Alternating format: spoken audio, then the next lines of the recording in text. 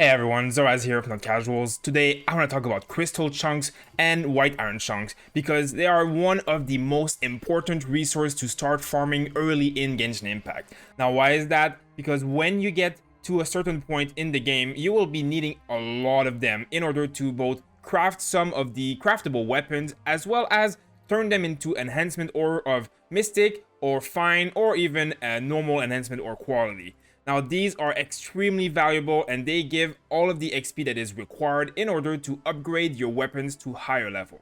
Now, for example, one mystic enhancement ore costs 4 crystals to craft and gives 10,000 XP. Now, if you're taking a weapon that's, for example, level 50 and you are enhancing it to level 60, it will cost you almost 1 million XP. So that's 91 of these crystals. Now that's almost 400 crystal chunks that you need to turn into making this weapon.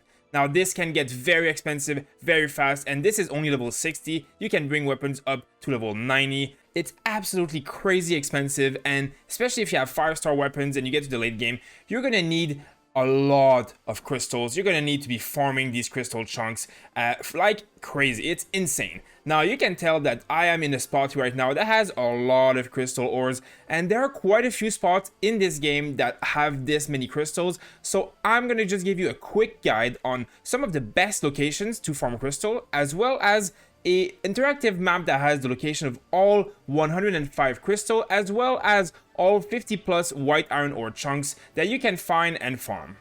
So before going any further, I want to show you this map genie, which is another interactive map that exists out there. You can see here I can select crystal. So there's the 107 total crystal modes that have been found. Now if I close this shows you exactly where they all are. So I'm going to drop the link of this in the description so you can go and check for yourself. Now it is important to note that crystals respawn every 72 hours. So after you've picked up a crystal, 72 hours afterwards it will have respawn. Now, it's not going to be according to the timer of the reset or the world. It will really be according to the timer at which you picked it up. Now, white iron ores are 48 hours and normal iron is 24 hours.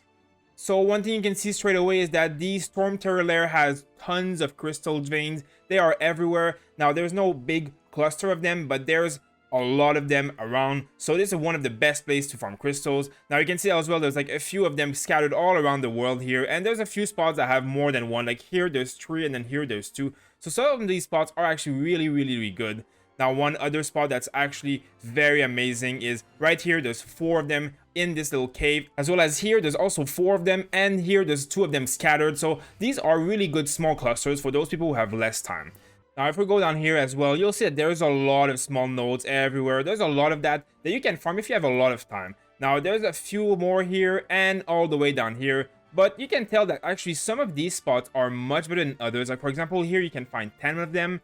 And down here you can find 7 of them. As well as up here you can find 8 of them. So those are really the most valuable spots. If you have a short amount of time, you really should go and check those out very quickly. As well as you can see that on my map, I have actually marked some of these spots to tell me where they are, because it is some good reminder when you're going around.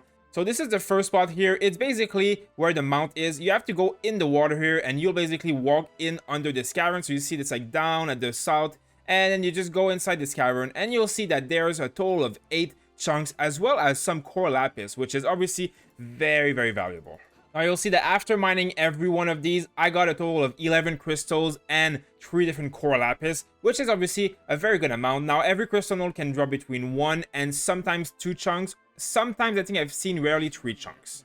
Now the next spot that I want to show you guys is right here close to the Lingyu Pass. You simply teleport to this one and you come on the edge right here. This is what it looks like. You're kind of on a little edge, and you'll see that actually inside the mountain here, there's a hole.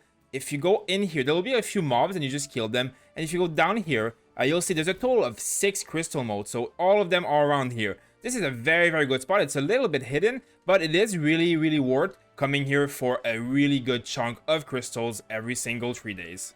Now in almost the same area, you just simply go down here where there's all these rune guards and all this stuff. And you see right there on the side of the mountain, also 4 more crystals. That makes this entire area with 10 crystal nodes that you can farm in less than 2 minutes.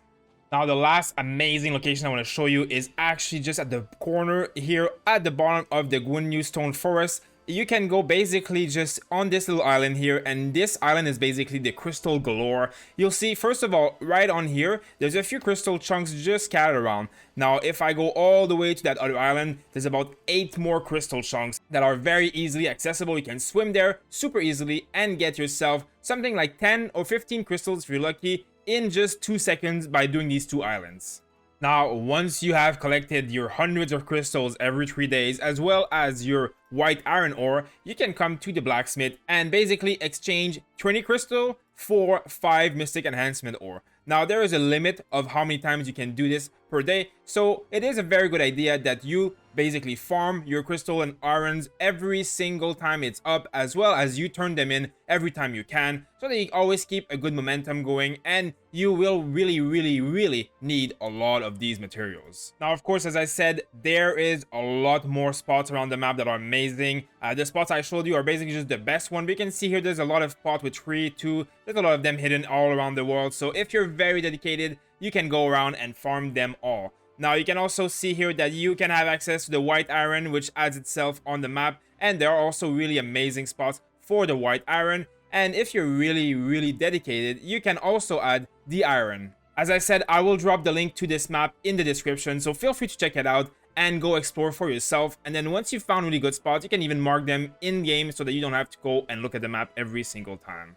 Now, remember, you will need hundreds of these crystals in order to enhance some of your weapons past level 70 and 80. It is insanely valuable, and you should start doing this right away. You can also use Ningguang in your party in order to see some of these on the minimap, which can help you find them easier when you're in the open world. I hope this video was useful to you guys. As always, you can check our channel for over 60 different Genshin Impact guides on chest, crystals, tips, character guides, all of that stuff that you need. We have it. We also live stream every single day, so come on and ask us your questions or join our Discord to come chat with us and see some of our really good infographic guides and information on there.